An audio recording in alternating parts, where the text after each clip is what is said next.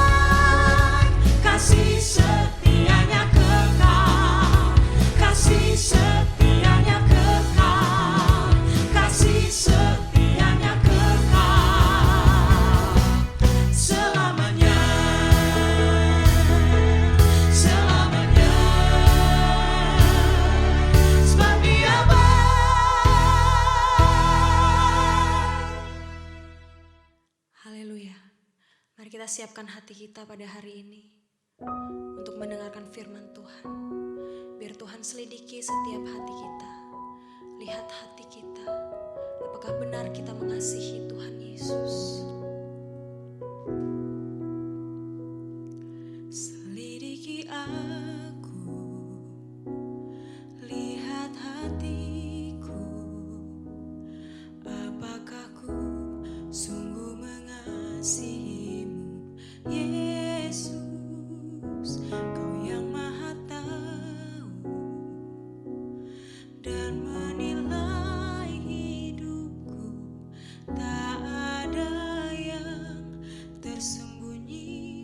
bagimu. Selidiki hati kami Tuhan Yesus. Selidiki aku,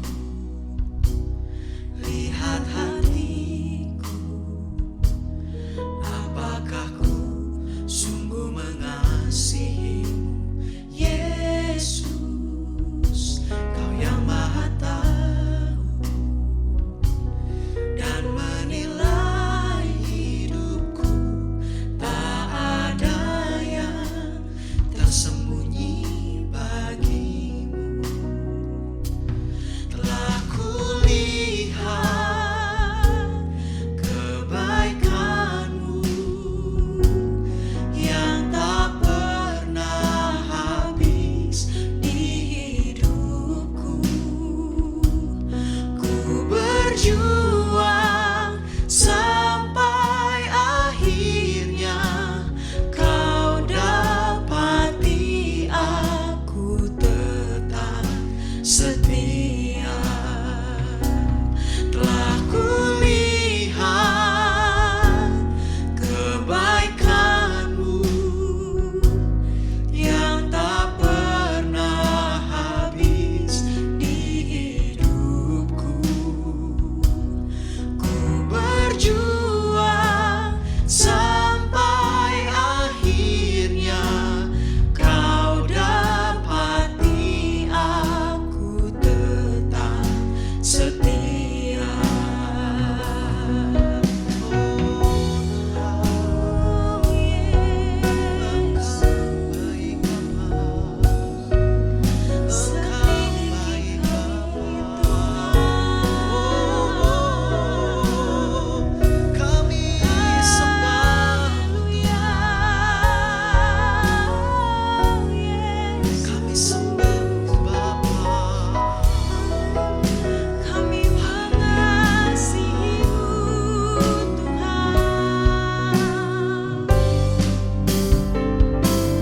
Telah kulihat kebaikanmu yang tak pernah habis di hidupku. Ku berjuang sampai akhirnya kau dapati aku tetap setia. Telah kulihat kebaikanmu yang tak pernah habis di hidupku. Ku berjuang sampai akhirnya kau dapati aku tetap setia. Telah kulihat kebaikanmu yang tak pernah habis di hidupku. Ku berjuang sampai akhirnya kau dapati aku tetap setia. Kau dapati aku tetap setia. Kau dapati aku tetap setia.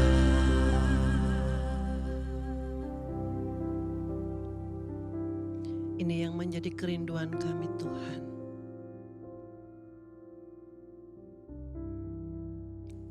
Bahwa kehidupan kami bersama dengan Engkau Tuhan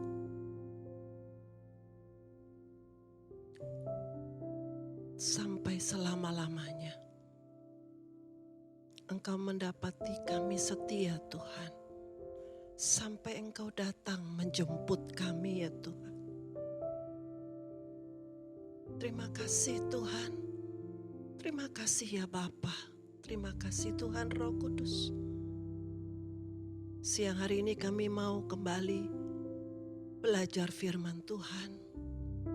Kami mau merenungkan firman Tuhan yang mendatangkan kebaikan dalam hidup kami. Kuasai hati dan pikiran kami ya Roh Kudus. Bekerjalah seleluasanya ya Tuhan. Engkau yang menerjemahkan bagi setiap kami, pribadi lepas pribadi, apa yang menjadi kehendak-Mu Tuhan di dalam firman yang akan kami pelajari sebentar ini Tuhan. Terima kasih Bapa, terima kasih Tuhan Yesus. Sembunyikan hamba-Mu Tuhan yang bukan siapa-siapa ini Tuhan, di balik salib kemuliaan-Mu. Biar yang nampak hanya kemuliaan Tuhan. Di dalam nama Tuhan Yesus Kristus, kami berdoa dan kami mengucap syukur. Haleluya. Amin. Shalom. Selamat hari Minggu Bapak Ibu Saudara yang terkasih. Jemaat Tuhan, GB House of Worship Families di Cibubur, di Tebet, dan juga Bapak Ibu Saudara sekalian yang lain yang bersama-sama dengan kami pada siang hari ini di dalam tayangan ibadah pada siang hari ini. Apa kabar? Saya berharap dan menjadi doa saya bahwa kita sekalian semakin hari semakin baik keadaannya. Amin. Haleluya. Nah Bapak Ibu Saudara, 3,5 bulan, hampir 4 bulan ya. Seperti minggu lalu, 2 minggu yang lalu saya sampaikan juga kita mengalami masa-masa yang tidak mengenakan. Bapak Ibu Saudara, seringkali kesukaran hidup yang dihadapi seseorang sering mengantarkan seseorang untuk berbuat apa saja demi keluar dari kesulitan tersebut. Saya mempelajari, saya memperhatikan dan saya juga pernah mengalami. Seringkali ketika kita menghadapi kesulitan, kesukaran, maka rasanya kita ingin melakukan apa saja yang menurut kita bisa kita lakukan untuk segera keluar dari kesukaran tersebut. Tidak peduli apakah sikap atau keputusan yang kita ambil tersebut sesuai dengan karakter kita sebagai anak-anak Tuhan atau tidak. Yang penting kita bisa keluar dari kesukaran. Seringkali bahkan kita justru melakukan perbuatan-perbuatan atau kita memutuskan perkara-perkara yang bertentangan dengan kebenaran firman Tuhan. Kita tidak lagi mau mendengarkan suara Tuhan. Yang ada dalam benak kita, apa yang mau kita lakukan dari keinginan manusia kita. Kita tidak mau lagi peduli apa kata hamba Tuhan mungkin. Yang penting bagi kita segera kita keluar dari kesukaran. Mana yang menguntungkan kita? Nah Bapak Ibu Saudara sekalian, bahwa perbuatan-perbuatan yang sering kali manusia ambil, sikap hidup yang sering kali manusia pilih untuk keluar dari kesukaran, yang justru bertentangan dengan kebenaran firman Tuhan, itulah yang akan justru menjerumuskan hidup kita lebih dalam lagi. Bapak Ibu Saudara sekalian, akibat yang biasanya muncul ketika seseorang di dalam kesulitan atau kesukaran, ya, bahkan menyerah di dalam menghadapi kesukaran hidup. Ada beberapa akibat yang saya pelajari dan pernah juga saya alami ketika saya mengalami yang namanya kesukaran atau kesulitan dalam kehidupan ini. Yang pertama adalah kehilangan sukacita dan damai sejahtera Tuhan. Betul? Ketika kita dalam kesukaran, ketika kita mengalami kesulitan, maka kita tidak lagi merasakan sukacita atau damai sejahtera yang dari Tuhan. Yang kedua, kita akan lebih sering memandang negatif kepada situasi atau keadaan.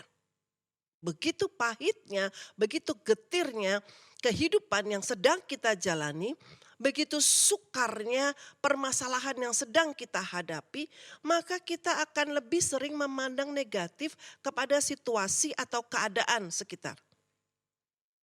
Dan kita juga lebih lagi sering memandang negatif kepada Tuhan bahkan. Dan juga kita memandang negatif, bahkan menyalah-nyalahkan diri sendiri. Yang ketiga adalah seringkali di dalam kesukaran, di dalam kepahitan, di dalam pergumulan yang melelahkan, maka seseorang akan kehilangan gairah hidupnya. Menjadi apatis. Tidak lagi mau berbuat apapun. Tidak lagi mau berpendapat apapun. Maunya tidur, tidur, dan tidur. Melarikan diri dari hari-harinya. Yang berikutnya, orang yang sedang mengalami kesukaran dalam hidupnya tidak peduli kepada keadaan sekitarnya lagi. Hanya sibuk memikirkan kesulitannya. Hanya sibuk memikirkan kesukaran yang sedang ia hadapi. Tidak lagi mau peduli keadaan sekitarnya. Tidak lagi mau peduli kepada orang-orang di sekitarnya. Emosinya gampang menjadi negatif. Reaksinya menjadi negatif. Di dalam menyikapi segala sesuatu yang ia hadapi dalam hari-harinya.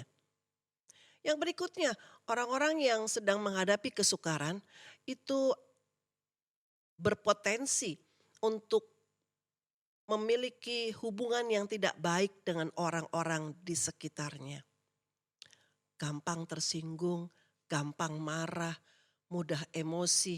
Kalau orang bilang gampang tersulut, ada yang bilang sumbunya pendek. Ya, kenapa? Karena sedang mengalami kesukaran dalam hidupnya. Dan yang terakhir, yang saya belajar, yang saya pahami bahwa kesukaran seringkali membawa dampak juga sakit di dalam kejiwaan seseorang.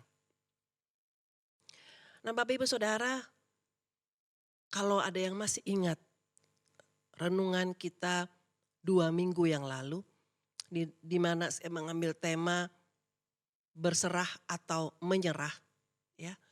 Ada orang-orang yang ketika mengalami kesukaran, kelihatannya mereka tidak menyerah. Ya, mereka tidak menyerah dalam menghadapi kesukaran. Tetapi rupanya mereka juga tidak berserah kepada Tuhan. Wah, maksudnya bagaimana tuh? Yaitu orang-orang yang memang tidak menyerah dalam menghadapi kesukaran. Tetapi mereka memilih jalan yang menurut pandangan manusianya itu baik. Mereka memilih cara-cara yang menurut pandangannya sendiri itu baik. Tidak lagi mencari apa yang Tuhan ingin ia lakukan. Tidak lagi mencari apa yang Tuhan mau ia lakukan. Tidak lagi mencari cara-cara Tuhan. Tetapi dia melakukan apa yang menurut pemandangannya baik. Ya, kelihatannya tidak menyerah. Tetapi ia tidak berserah. Artinya, ia sebenarnya adalah orang yang juga menyerah. Menyerah berharap kepada Tuhan. Menyerah berserah kepada Tuhan. Menyerah untuk tidak lagi setia untuk hidup di dalam Tuhan. Bapak Ibu Saudara, tema renungan kita pada hari ini adalah kesetiaan di tengah kesukaran. Kesetiaan di tengah kesukaran. Kesetiaan terhadap apa? Kesetiaan untuk tetap melakukan kehendak Tuhan walaupun di tengah-tengah kesukaran. Yang kedua, kesetiaan terhadap apa? Kesetiaan dalam mempercayai kuasa Tuhan sekalipun di tengah-tengah kesukaran. Yang ketiga, kesetiaan di dalam menantikan jawaban doa digenapi menjawab pergumulan hidupnya. Bacaan kita pada siang hari ini adalah Yakobus 1 ayat yang ke-12. Bapak Ibu silahkan untuk mempersiapkan Alkitabnya. Yakobus 1 ayat yang ke-12. Kita baca bersama-sama ya, kekasih-kekasih Tuhan. 1, 2, 3. Berbahagialah orang yang bertahan dalam pencobaan. Sebab apabila ia sudah tahan uji, ia akan menerima mahkota kehidupan yang dijanjikan Allah kepada barang siapa yang mengasihi dia. Kita baca sekali lagi ya. 1, 2, 3. Berbahagialah orang yang bertahan dalam pencobaan. Sebab apabila ia sudah tahan uji, ia akan menerima mahkota kehidupan yang dijanjikan Allah kepada barang siapa yang mengasihi dia. Apa yang Tuhan kehendaki pada saat kita menghadapi atau di tengah-tengah kesukaran? Kesetiaan. Berbahagialah orang yang tahan uji. Itu yang Tuhan inginkan. Di tengah-tengah kesukaran apapun Tuhan inginkan kesetiaan kita kepada Tuhan. Kenapa? Karena kesetiaan kita kepada Tuhan itulah yang membuat kita bertahan dalam setiap ujian, dalam setiap persoalan, dalam setiap kesukaran yang kita hadapi. Kesetiaan untuk tetap percaya kepada setiap firman Tuhan dan janji Tuhan. Tetap percaya kepada kuasa Tuhan. Tetap punya komitmen berada di dalam jalan salib Tuhan. Secara umum, arti kata kesetiaan adalah keteguhan hati. Bisa dicari dalam Kamus Bahasa Indonesia, KBBI. Keteguhan hati di dalam satu hubungan. Ya. Ketaatan dan kepatuhan di dalam hubungan antara atasan dengan bawahan. Dalam hal ini saya boleh mengartikan antara Tuhan yang menciptakan kita dengan kita sebagai yang diciptakan oleh Tuhan. Jadi kesetiaan memiliki arti yaitu keteguhan hati dan ketaatan serta kepatuhan. Itu kesetiaan. Bapak Ibu Saudara, mari di dalam menghadapi kesukaran hari ini, bukan hanya Bapak Ibu Saudara yang menghadapi, tetapi kami pun juga, saya pun juga menghadapi kesukaran. Tetapi mari saya mengajak siang hari ini, mari kita miliki keteguhan hati untuk tetap percaya kepada kuasa dan janji Tuhan. Dan juga tetap taat dan patuh melakukan apa yang menjadi kehendak Tuhan. Tetap percaya kepada kuasa dan janji Tuhan. Tetap melakukan apa yang menjadi kehendak Tuhan dalam hidup kita. Tetap setia menantikan jawaban doa sampai digenapi. Nah, bagaimana caranya bertahan? Yuk kita baca Efesus 6 ayat yang ke-16. Dalam segala keadaan pergunakanlah perisai iman. Sebab dengan perisai itu kamu akan dapat memadamkan semua panah api dari si jahat. Dalam segala keadaan pergunakanlah perisai iman.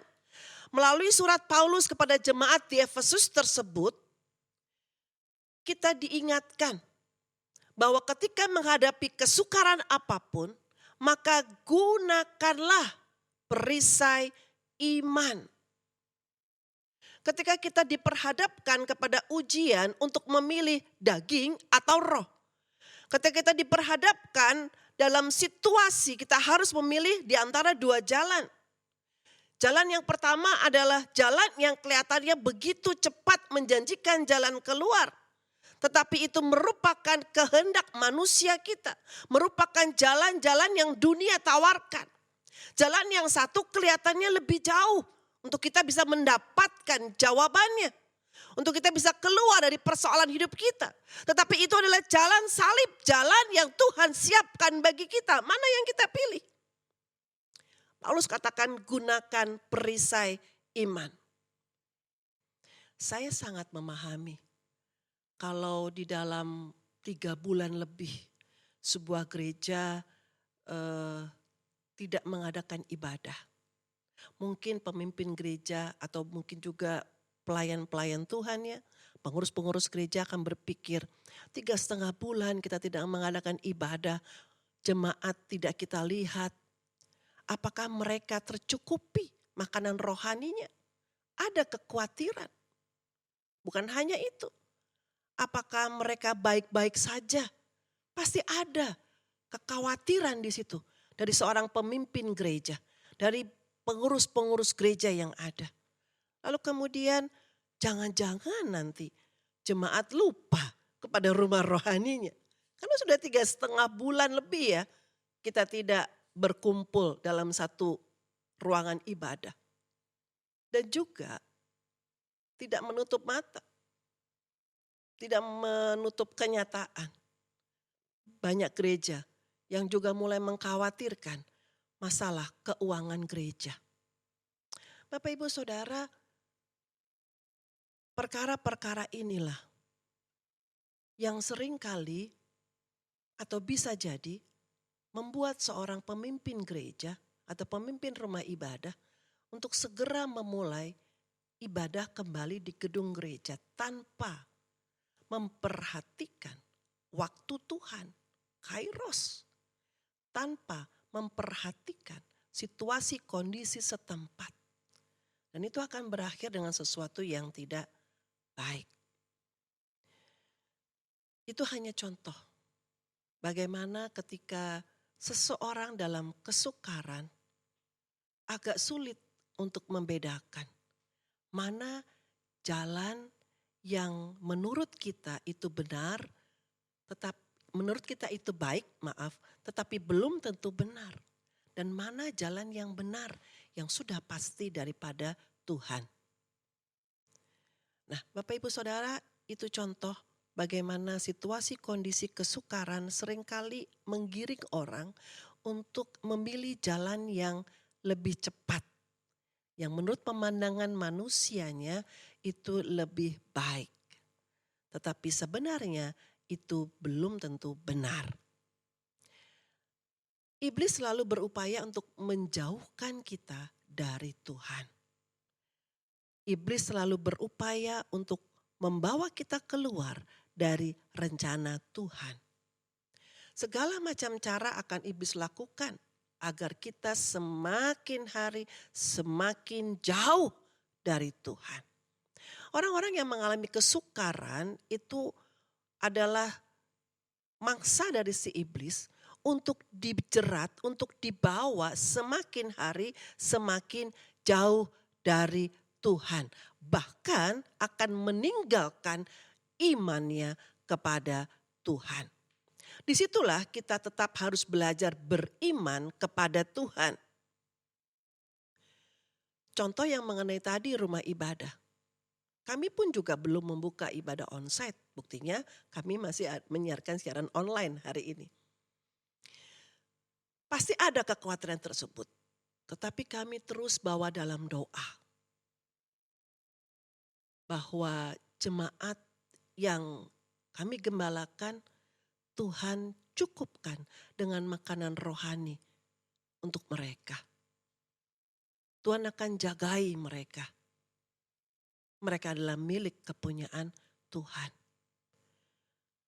Dan pergumulan-pergumulan yang lain kami bawa ke dalam tangan Tuhan. Kami serahkan kepada Tuhan. Kami coba untuk belajar terus setia menantikan janji Tuhan digenapi kapan waktu untuk mulai ibadah onsite kembali. Bapak Ibu Saudara, percaya dan bergantung kepada Tuhan itu akan mampu mengalahkan serangan-serangan si iblis. Percaya dan bergantung kepada Tuhan juga akan mampu untuk mengalahkan dari kehendak daging manusia kita. Iman akan membuat kita kembali kepada Tuhan. Iman akan membuat kita kembali kepada jalan Tuhan. kita pun juga perlu yang namanya partner dalam doa, partner untuk kita sharing. Ya, miliki itu. Kadang-kadang mungkin kita lemah. Disitulah peranan dari sahabat doa untuk menguatkan kita, untuk mengembalikan kita ke dalam track yang benar, ke dalam jalan salibnya Tuhan. Kepada setiap kita yang bertahan, tadi Yakobus di depan kita sudah baca bersama-sama. Yakobus berkata berbahagialah, bergembiralah, bersukacitalah. Mengapa? Karena orang yang bertahan lama-lama akan menjadi kuat dalam menghadapi ujian-ujian berikutnya. Orang yang bertahan di dalam kesukarannya tetap setia kepada Tuhan, tetap setia menantikan jawaban doanya, tetap setia di jalan salib Tuhan. Artinya apa? Setia melakukan kehendak Tuhan. Walaupun di tengah-tengah kesukaran apapun, dia akan menjadi pribadi-pribadi yang siap untuk menang di dalam kesukaran-kesukaran mendatang yang akan dihadapinya. Mereka akan menjadi orang-orang yang tahan uji. Kita akan menjadi orang-orang yang tahan uji. Dan setelah itu, Yakobus tulis bahwa orang-orang yang tahan uji akan menerima mahkota kehidupan yang telah dijanjikan Allah kepada setiap kita. Bapak Ibu Saudara yang terkasih, di dalam kita setia, di dalam kita bertahan, di dalam kita tekun melakukan apa yang Tuhan kehendaki kita lakukan. Saya mau mengingatkan kepada setiap kita supaya kita melakukannya dengan kasih kepada Tuhan. Bukan dengan bersungut-sungut. Bukan dengan keterpaksaan. Tapi lakukanlah dengan kasih kepada Tuhan. 1 Korintus 13 ayat 3, saya diingatkan akan ayat ini ya, firman Tuhan ini. 1 Korintus 13 ayat 3 kita baca bersama-sama. 1, 2, 3. Dan sekalipun aku membagi-bagikan segala sesuatu yang ada padaku, perbuatan baik, baik ya. Bahkan menyerahkan tubuhku untuk dibakar, tetapi jika aku tidak mempunyai kasih, sedikit pun tidak ada faedahnya bagiku. Banyak orang yang kelihatannya membela Tuhan.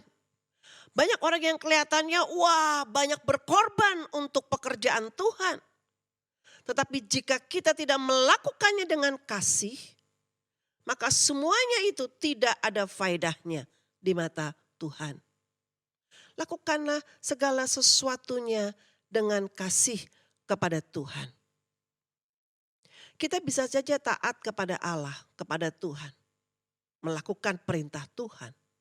Persis apa yang Ia perintahkan kita lakukan. Tapi tanpa kasih. Tetapi jika kita mengasihi Tuhan, maka tidak mungkin kita tidak taat kepada Tuhan. Perhatikan ya, seorang bisa taat kepada Tuhan tapi tanpa kasih. Sehingga ketika dia melakukannya, dia melakukan dengan bersungut-sungut. Dia melakukan dengan menghitung untung ruginya. Dia melakukan dengan menantikan imbalan daripada Tuhan. Itu yang ia cari. Tetapi ketika seseorang mengasihi Tuhan, maka dengan tanpa paksaan siapapun, tanpa ada iming-iming hadiah atau imbalan apapun, maka dia melakukan segala sesuatu yang diperintahkan oleh Tuhan. Ketika seseorang mengasihi Tuhan, maka otomatis dia akan taat melakukan perintah Tuhan. Nah Bapak Ibu mungkin bertanya, oke Bu, kita setia, kita mau setia di dalam jalan salib Tuhan. Kita mau setia percaya kepada kuasa Tuhan. Kita mau setia menantikan jawaban-jawaban doa kita. Bagaimana dengan Tuhan? Apakah Tuhan setia? Nah, Kesetiaan Tuhan tidak perlu diragukan. Saya belajar dalam perjanjian lama, kata kesetiaan banyak digunakan untuk menggambarkan sifat daripada Tuhan. Ya, digunakan kata emunah yang artinya kokoh. Jadi kesetiaan Tuhan itu adalah kesetiaan yang kokoh. Alkitab menjelaskan bahwa Tuhan sebagai sosok yang tidak pernah berubah, tidak tergoyahkan, kokoh, ya, tidak tergoyahkan, tidak pernah berubah, tidak tergoncangkan oleh apapun. Itulah kesetiaan Tuhan. Dan dalam perjanjian baru, kata kesetiaan memiliki makna yang sedikit berbeda. Kata yang dipakai adalah pistos, ya, artinya adalah layak dipercaya.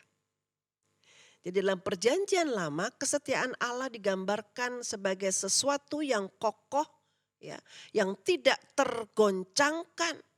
Dan dalam perjanjian baru dikatakan bahwa kesetiaan Allah adalah layak untuk dipercaya. Pribadi Allah, pribadi yang layak dipercaya, kesetiaannya sudah teruji. Bapak Ibu Saudara terkasih, Tuhan tidak pernah lalai menepati janjinya. Amin. Tuhan pasti membuktikan bahwa firman-Nya adalah ya dan amin. Katakan amin. Kuasa dan kedaulatannya akan dinyatakan bagi setiap kita yang mau tetap setia.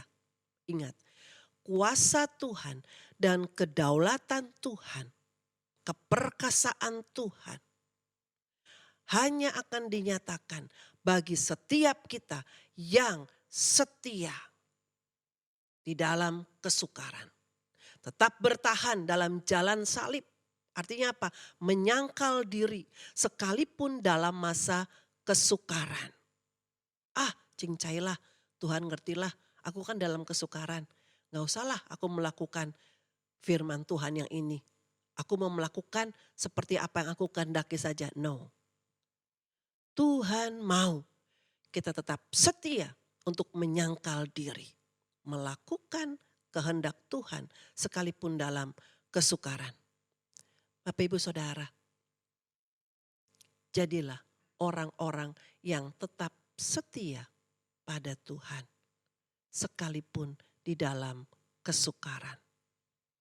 Bersabar di dalam kesesakan, di dalam kesukaran. Ada waktunya Tuhan menjawab dan lihatlah bahwa semuanya itu akan menjadi indah pada waktunya. Bertekunlah dalam doa. Mari kita bertekun dalam doa. Tetap berdoa, setia sampai Tuhan menjawab doa kita. Seseorang yang bertekun dan bertahan dalam kesabaran, di tengah-tengah kesukaran, di dalam menghadapi kesukaran, pasti akan diberkati. Ketika dalam situasi sulit, namun kita tetap setia menanggung salib itu. Tetap setia berada di dalam trek yang benar, di dalam jalan salib itu. Maka kita akan mendapatkan sesuatu yang kekal. Kita menanggung salib itu hanya sementara. Kita mengalami ujian itu hanya sementara. Tetapi kita mendapatkan mahkota kehidupan bukan untuk sementara, tapi untuk selama-lamanya. Mahkota kehidupan akan diberikan kepada setiap kita yang mau setia sampai mati. Wahyu 2 ayat 10 mengatakan begitu. Mahkota kehidupan diberikan kepada kita. Orang-orang yang mau setia kepada Tuhan sampai mati.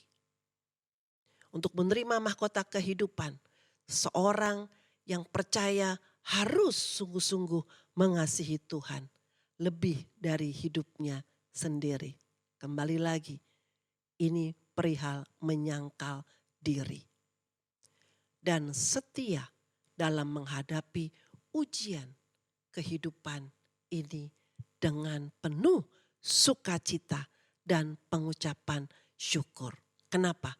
Karena kita setia untuk percaya bahwa sementara di tengah-tengah kesukaran hidup kita, ada Tuhan bersama-sama dengan kita. Ada tangan Tuhan yang penuh dengan kuasa siap untuk menolong setiap kita. Saya yakin dan percaya, ini juga menjadi doa saya. Setiap kita akan menjadi orang-orang yang setia di dalam segala pergumulan, yang setia di dalam segala kesukaran-kesukaran yang sedang kita hadapi. Jadilah orang-orang yang siap menerima mahkota kehidupan. Amin. Tuhan Yesus memberkati.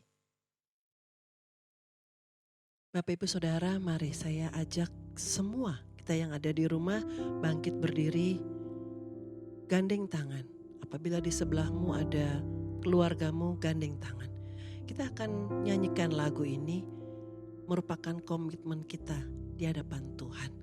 Kita akan tetap setia dalam kehidupan kita mengiring Tuhan. Sekalipun ada pergumulan, sekalipun ada kesukaran demi kesukaran yang harus kita hadapi, tetap kita mau setia di dalam Tuhan, setia kepada Tuhan. Mari kita nyanyikan lagu ini. Selidiki aku, Ya Tuhan, lihat hatiku, apakah ku sungguh mengasihimu, Yesus. kami mau terbuka di hadapan Engkau Tuhan. Dan menilai Engkau yang paling mengerti hati kami Tuhan. tak ada yang tersembunyi bagimu. Telah kulihat kebaikanmu Ya Bapa, yang tak pernah habis di hidupku. terima kasih Tuhan. Ku berjuang sampai akhirnya, Kau dapati aku tetap setia. Telah kulihat kebaikanmu yang tak pernah habis di hidupku. Kami mau berjuang bersama dengan Engkau Tuhan, menghadapi hari-hari kami Tuhan, supaya Engkau mendapati kami setia kepada Engkau Tuhan. Kami tahu bahwa Tuhan tidak pernah meninggalkan kami. Tangan Tuhan selalu ada bagi kami, yang tak pernah habis, siap membela dan menolong kami, bahkan menggendong kami Tuhan. Itu sebabnya Tuhan, akhirnya kami mau terus berjuang, berjuang bersama dengan Engkau Tuhan, menjadi pribadi-pribadi yang setia di dalam Engkau Tuhan, setia percaya akan Engkau Tuhan, setia melakukan kehendak Tuhan dalam hidup kami, sekalipun di tengah-tengah krisis, sekalipun di masa-masa yang sulit, kami tetap mau setia menantikan janji Tuhan digenapi atas kami. Setia berdoa menantikan jawaban-jawaban dari-Mu Tuhan atas pergumulan-pergumulan kami. Kami tahu Tuhan Yesus, satu hal yang tidak mungkin Engkau bisa lakukan, yaitu tidak menepati janji-Mu. Terima kasih Bapa. Terima kasih Tuhan Yesus. Sebab Engkau Allah yang setia. Allah yang selalu menepati janji-janji-Mu atas anak-anak-Mu Tuhan. Terima kasih ya Bapa, terima kasih. Aku berdoa dalam nama Tuhan Yesus Kristus. Setiap kami yang siang hari ini bersama-sama membuka hati di hadapan-Mu Tuhan. Yang bersama-sama berjanji kembali untuk setia dalam Engkau Tuhan. Setia dalam jalan salib-Mu Tuhan. Engkau memberkati Tuhan. Apa yang menjadi kesukaran-kesukaran mereka, Tuhan Engkau yang paling tahu Tuhan. Engkau akan menuntun mereka, menolong mereka, menggandeng mereka, bahkan menggendong mereka. Sampai mereka keluar sebagai pemenang, bahkan lebih daripada pemenang. Di dalam nama Tuhan Yesus Kristus, kesukaran-kesukaran mereka akan dilewati bersama dengan Tuhan Yesus. Terima kasih ya Bapa, pemulihan akan Tuhan berikan bagi setiap anak-anak-Mu yang mau terus berlaku setia sekalipun di dalam kesukaran. Terima kasih Bapa, terima kasih Tuhan Yesus. Di dalam nama Tuhan Yesus Kristus, kami berdoa kepadamu Tuhan, dan kami percaya kepadamu Tuhan. Haleluya, haleluya. Bapak Ibu Saudara, mari saya ajak setiap kita mengangkat tangan kita. Kita mau berdoa untuk pemerintahan bangsa kita. Kami memberkati bangsa kami, bangsa Indonesia Tuhan. Kami memberkati para pemimpin-pemimpin di negeri ini Tuhan. Dalam nama Tuhan Yesus Kristus, berkat Tuhan ada pada mereka. Kesehatan, kekuatan Tuhan berikan kepada mereka.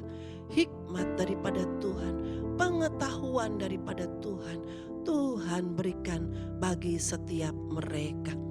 Mereka akan menjadi orang-orang yang bertanggung jawab melaksanakan segala sesuatu yang dipercayakan oleh rakyat kepada mereka. Di dalam nama Tuhan Yesus Kristus, kami juga memberkati ya Tuhan, Ketua Sinode kami Tuhan.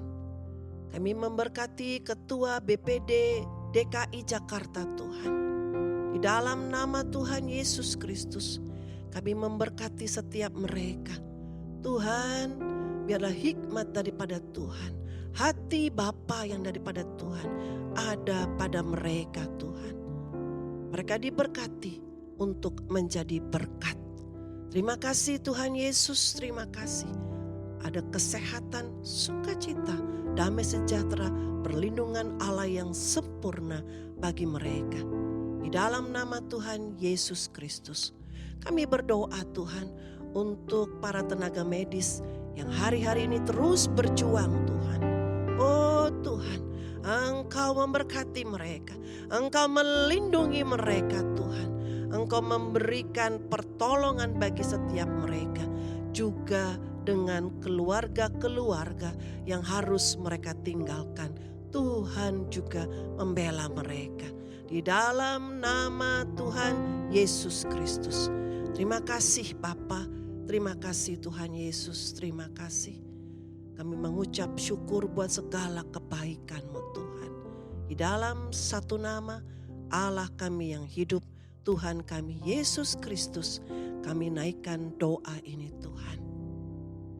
Bapak Ibu Saudara, mari kita mengakhiri ibadah ini dengan kita mengangkat kedua tangan kita di hadapan Tuhan. Siapkan hati dan pikiran untuk menerima berkat daripada Tuhan. Berkat yang berlimpah-limpah dari Allah Bapa Surgawi, kasih setia pembelaan dari Tuhan Yesus Kristus, persekutuan yang manis, pengurapan yang sempurna dari Tuhan Roh Kudus di dalam nama Tuhan Yesus Kristus menyertai setiap kita, orang-orang yang mau berlaku setia sekalipun dalam kesukaran. Mulai siang hari ini sampai Maranatha, Tuhan datang yang kedua kali menjemput kita di awan-awan yang permai. Di dalam nama Tuhan Yesus Kristus, setiap kita yang percaya diberkati dan terus mau hidup menjadi berkat, sama-sama kita katakan amin. Haleluya.